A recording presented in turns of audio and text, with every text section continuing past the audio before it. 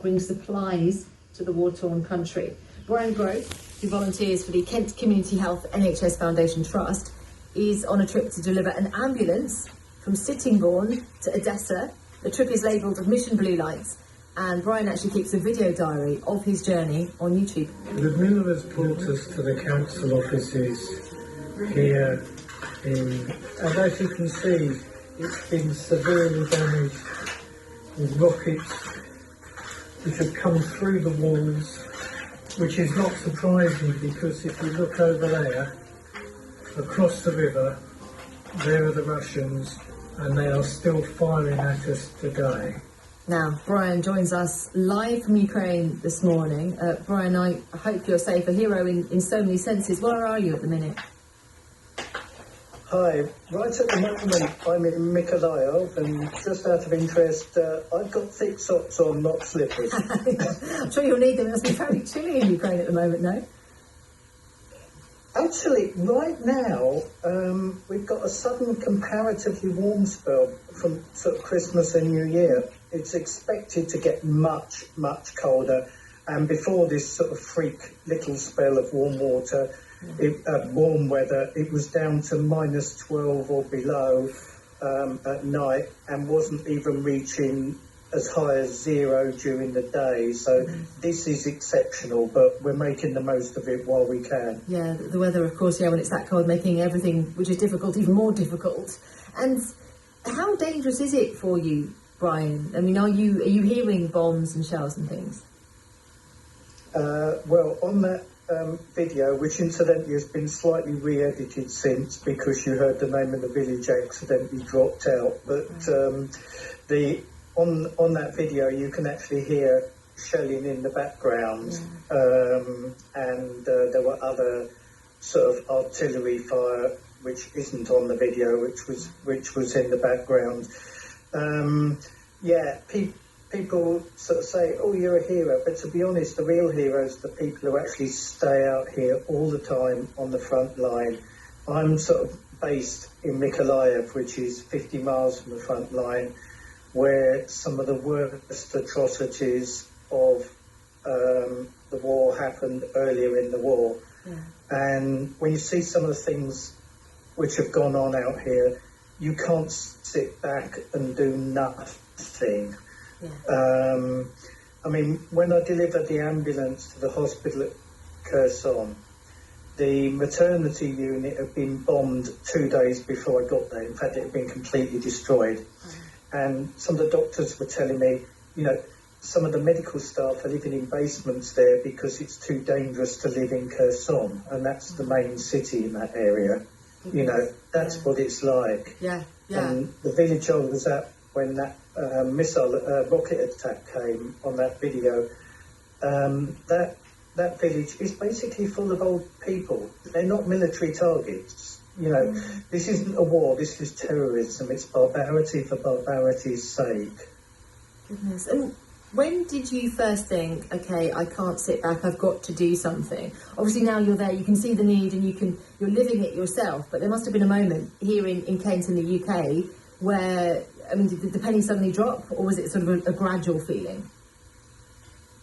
It was definitely sudden. It was right back at the end of February. I first drove an ambulance out in March, only to one of the safe areas in the west, which turned out not to be quite so safe because the place I was going to at Yavoriv was actually hit by a missile 2 hours before I got there. Yes. I never thought I'd take bureaucracy for saving my life, but I was stuck with arguing with border guards at the time the missile hit. So. Wow.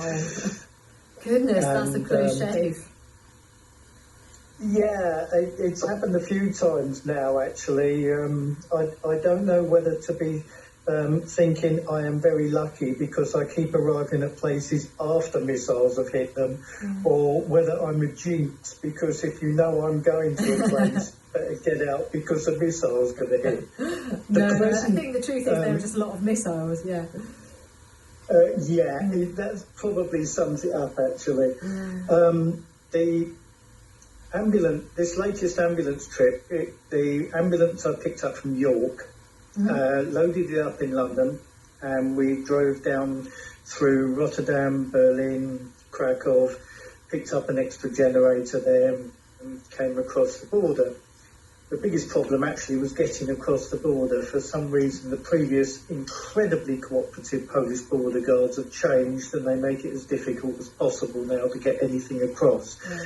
I actually had to block the border and threaten to make them arrest me before they'd let me through. Wow. Okay. Yeah, I contacted the Polish embassy, but basically got the usual gobbledygook back.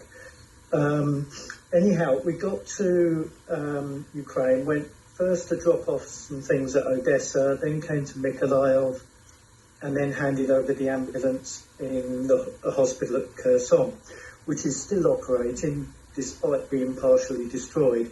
People are so resilient. For those who are worried, there were 2 babies born that day at that maternity unit. Both mums and babies are doing fine, and they got them out of the main maternity unit an hour before the missile hit, so that was great. Amazing. Hope in the midst of all of that. Yeah, that particular job was done in conjunction with a Ukrainian charity called Relief Ship. The thing we're doing at the moment is putting generators and mobile phone repeaters into frontline villages which have recently been reoccupied by the Ukrainians after the Russians have been driven out. Some of these villages have had no power since March. In many cases, that means they've got no water either, because the pumps are powered by electricity. Yes, so tough. The mobile phone generators may sound unimportant, but it means they're not connected. It means many of them have families across the world now who've escaped across the world, never mind across the country, and to go for months without knowing if your family members are even alive, never mind if they're well. I just can't imagine what that's like. Horrific. While the big cities are being helped by the Ukrainian government and large organisations, what Mission Ukraine is doing is we're getting to little villages, because there's no time to help all those little villages. We can make a massive, for comparatively small things, we can make a massive difference to the lives of people in those little villages. Absolutely. And these people, so if they've been without what we would consider basic human essentials, so they don't have power, they don't have water, they're worried about loved ones, how are they bearing up? I know that people out there are very resilient. What are they saying to you? I'm amazed. The sheer resilience, the sheer bravery. Some of the women out here ask me, they can't understand why they are under missile attack. And I said, well, it's quite simple, really. It's purely designed to terrorise the civilian population, both here and in other countries who are thinking of joining NATO or the EU. Because Putin threatened Moldova, you'll be next, and Bosnia, you'll be next. This is what you'll get if you do it. And that puts it into perspective, because if you remember, which I can't, and I'm sure you can't, the London Blitz in World War II, instead of making people scared, it made people angry and more determined. Yeah. And that's exactly the reaction of the Ukrainian people out here. I haven't yet seen anything equivalent to the iconic photo from London with the shop blown to pieces and a sign outside saying more open than usual. But I could just imagine that sort of humorous comment from people out here. Absolutely. Because they've got that sort of sense of humour, which ironically is very British, or we think of as very British. It's absolutely amazing. It really is. Some people in Mission Europe have commented that it's a good job I'm a widower, because they've now got so many photographs and videos of me being hugged by Ukrainian women out here when we've delivered things that I probably wouldn't still be married if I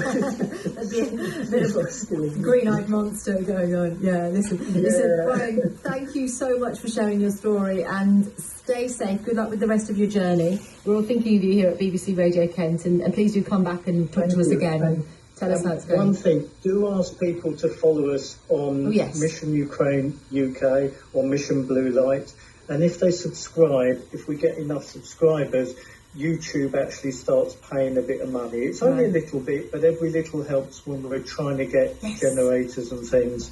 And of course, if anyone out there has got old generators they're not using, so long as they still work, we don't mind what condition, please give them. We're desperate for them. We'll pick them up. We'll get them here. There you go. Everybody can do their bit. Listen, Brian, as I said, you're doing amazing work out there, and do come and talk to us soon. So that's Mission Blue Light.